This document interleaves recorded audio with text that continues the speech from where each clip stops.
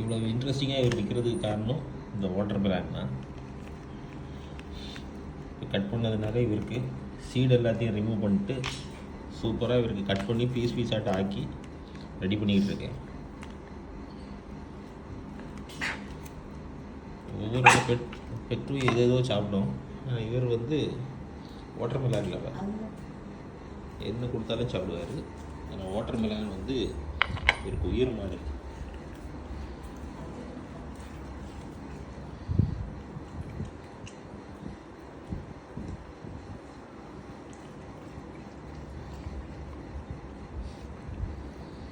Morning breakfast அப்படியே not interested.